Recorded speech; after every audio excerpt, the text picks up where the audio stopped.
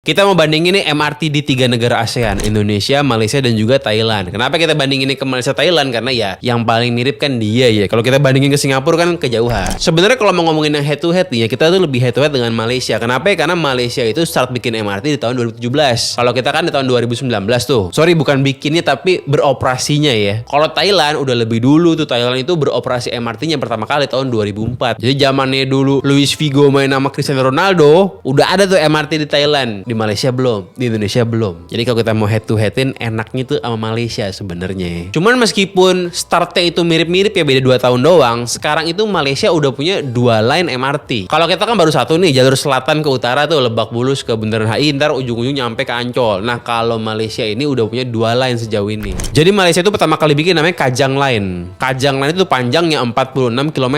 Nah kalau yang kedua namanya Putrajaya Line, dibikin tahun 2023, panjangnya itu 57 km.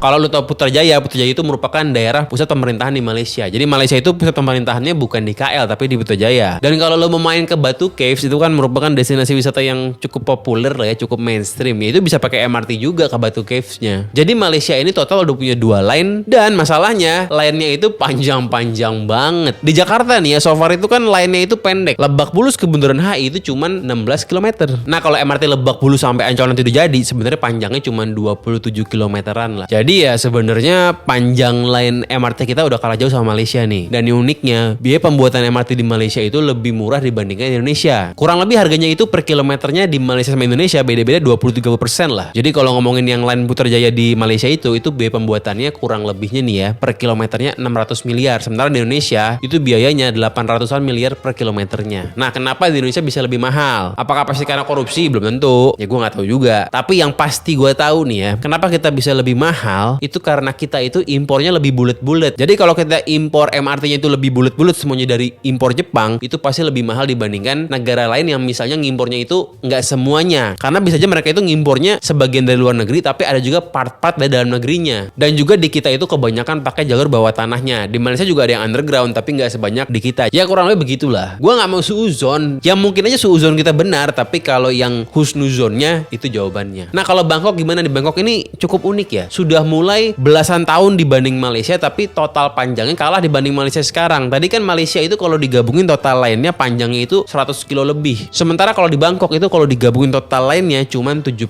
kilometeran doang. Iya tapi itu kan kita ngomongin MRT ya. Kalau mau digabungin total ya ntar kita bahas di video lain lah. Misal kita bandingin gabungan MRT, LRT dan juga monorail di 3 negara itu, ya itu pasti hasilnya akan beda lagi. Ini kita ngomongin tadi bandingin MRT-nya, oke?